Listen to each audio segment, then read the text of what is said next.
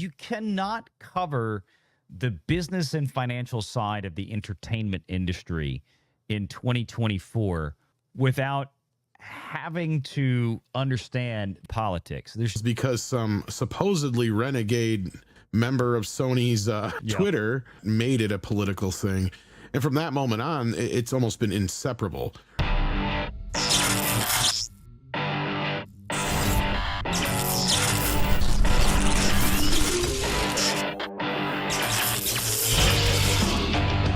Renegade Online. For $200. My God. Thank you. The Wild Man of Yavin. For $200. God bless you, sir. You are awesome. This man, that's a big help. It really is. We got a lot of stuff going on this month. I've got a lot. You know, when the neighbors see you start putting up shingles before everybody else because of this, they're going to hate your guts. You better be in hiding, Wild Man of Yavin. His neighbors are coming for you. Thank you so much. I really, really appreciate this. And again, I'm going to do like a dedicated hurricane stream later tonight. I know we've been talking about it a lot leading into the show, but again, because we had a lot of questions, just want to make sure everybody coming in, the new folks, are hearing that. I love all of you. Understand that, please, but dang, I'm tired of everything being political. I understand your perspective. I get it. I personally cannot stand either candidate, but I don't come here for political news. Much respect to you all. Wow, man, if you haven't, dude, look, let me tell you something.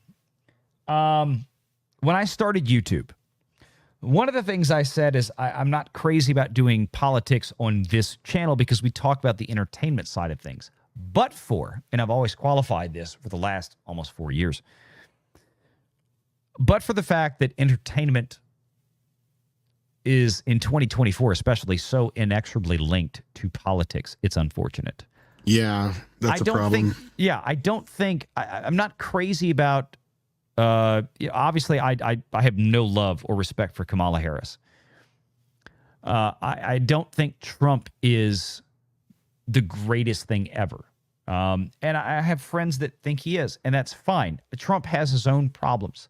Neither candidate is perfect, but for me, one candidate is better than the other and has a track record. I can go back and look at the 4 years that Trump was in office and see what happened with the economy, with jobs, with economic growth, everything down the line. But talking about the debate in specific, Wild Man, and again, I get it, and I thank you so much for the support, man. That means a lot. The issue is that we kind of can't dodge this one because this debate was completely engineered by the Walt Disney Company, which obviously we talk about all the time, in favor of Kamala Harris. And because the coup of the CEO 2 years ago was because of this. So we try very hard not to be political, and I try to get into the philosophy of things. Right. But where we get stuck and where we are inescapably forced to cover this stuff is like Gina Carano. Well, that was a political decision. Yeah. It's all about politics. They could not allow a moderate centrist woman to have a leading role and have great influence in that franchise. They were not going to permit that to happen. Yeah. So that's where we get stuck, is when those sorts of topics come up.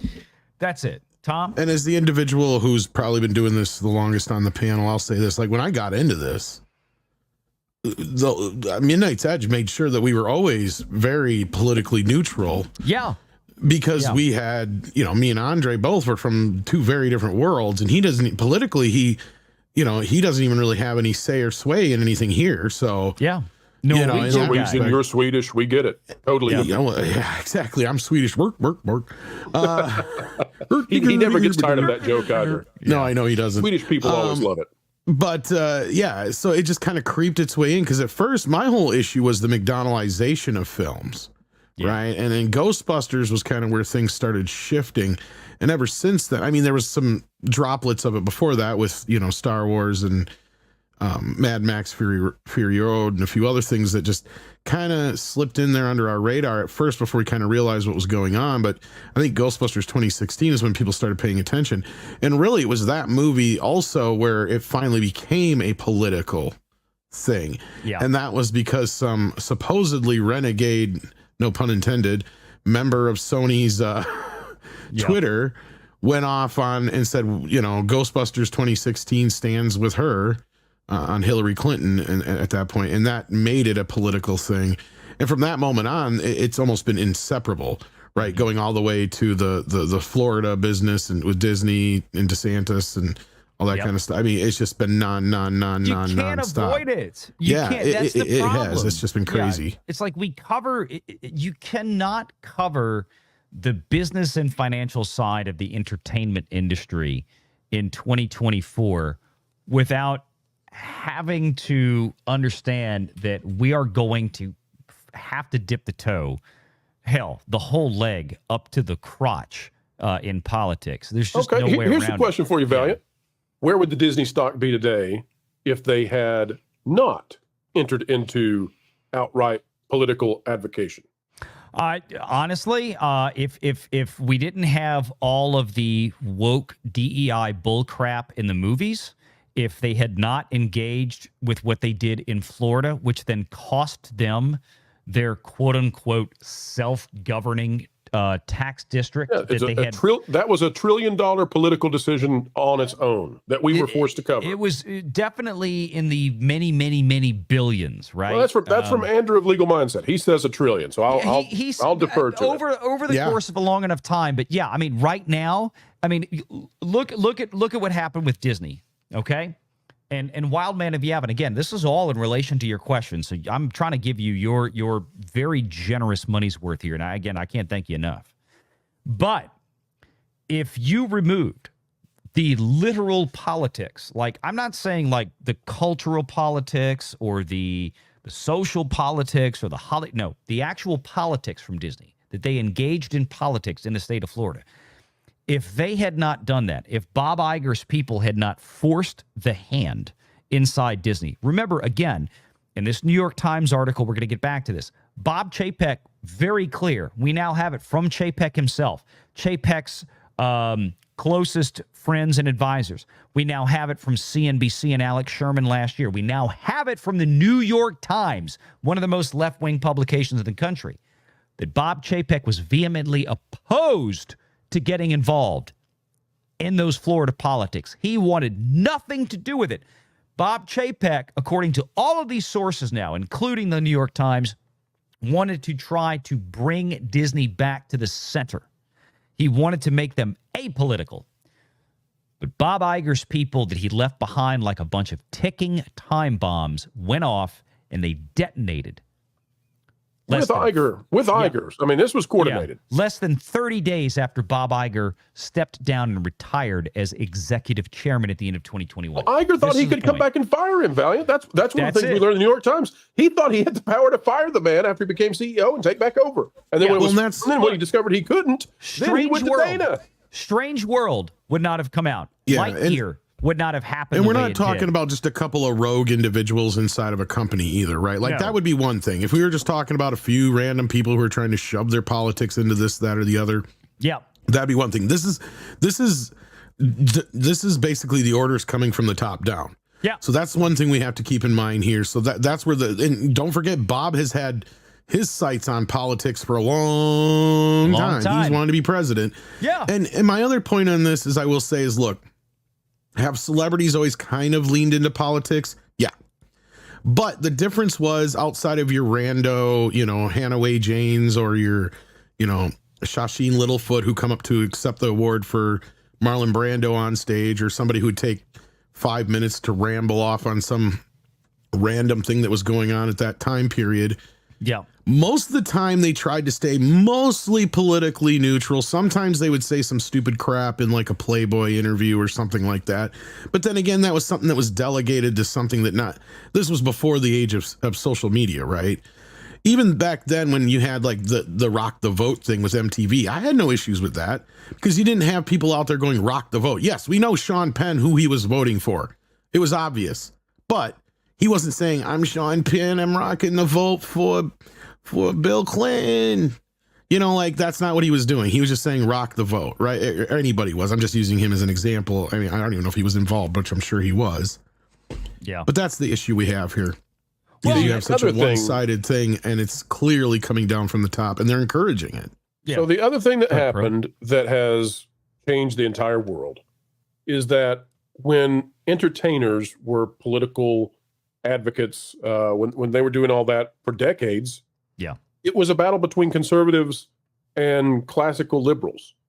What has shifted in the last 10 years is that there is a new political movement that is taking over or could dramatically alter the landscape of not only the political ideologies, but also economics globally. And that is that people have truly bought into postmodern neo-Marxism. And that is what, when we say woke, that's what we mean. Yeah. And it's philosophical, it's spiritual, it's religious, it's political, it's economic, it's all of these things. And what it is, I'll just quickly define it, because people say, what are you guys talking about when you say woke? Postmodern means that it's post-truth. It means that these people believe in power. They don't believe in objective truth. Well, when they say my truth, that's what they're talking about. That's what I was going to say. Yeah. It's not about like postmodernism, especially in culture today and politics, like we saw last night. It's not the truth anymore. It's your truth. Right. Which My only truth. works. Right. Which is to say, when you put a modifier or a qualifier in front of the word truth, like your truth, my truth, I want you to replace that whole phrase right there with the word lie. Because Exactly. That's basically what it boils down to. Is this is not your truth or his truth or her truth. This is your lie. His lie, her lie. This is the And lie everybody that you're knows telling that. yourself. Right. This is the lie that you tell yourself to justify your warped view of facts. You remember in Raiders of the Lost Ark, there was a great line in Raiders of the Lost Ark. The first scene where Indy is in the college classroom and he said, archaeology, and he's writing on the board. Archaeology is the search for fact, not truth. Fact. If you're looking for truth, Professor so-and-so philosophy class is right down the hall. And I always laughed at that. It's right up there with one of the great lines like from Ghostbusters, where Dan Aykroyd and Bill Murray are out there, and you get the line about you've never worked in the private sector before. They expect results. It's one of my greatest, one of my favorite lines in all of movies ever. That line in Raiders about the search for fact, not truth, because truth can be quote unquote subjective. And again, to bring this super chat up one more time, and again, Wildman of Yavin, dude, thank you so much. This is awesome. Thank you. But this is why I hate diving into, like, look, I've told people before, you want to get my spicy political takes, there's no filter for me a lot of times on X. And I do that there. I try not to do that here, except, like if we do a member show, I rip the Band-Aid off. I get a little bit crazier on member shows. But with this show, I try to keep things. You keep your clothes on here. That's really nice of you. Yeah, exactly. I don't whip it out here. The lampshade stays where it's. The lampshade stays on the lamp. It's a good thing. It does. But unfortunately, this is a channel that talks about Disney. It talks about the entertainment industry. And last night, which you witnessed in that debate between Kamala and Donald Trump, was a Walt Disney Company engineered political lynching of Donald Trump. That was a Disney lynching of Trump, political lynching. But here's the lesson, Valliant. A high-tech political lynching, to use the words of the great magnanimous Clarence Thomas during his Senate, remember his Senate confirmation hearings? Confirmation with Joe, yep. 30 years ago, with Joe Biden. But when are they Joe going Biden to was learn? half an inch away from calling him an N-word during that. When are they going to learn? I mean, anybody who's watched our channels knew what was going to happen last night. Yeah. Listen, Disney has cut its value in half to make sure they did what they did last night. When is the other side, when are the conservatives going to figure this out? you know, and know that they're just going to be sabotaged if they do these things. I never understand why they accept these, you know. Make sure you're subscribed to Valiant Renegade and join us every Sunday at 6 p.m. Eastern for the live show.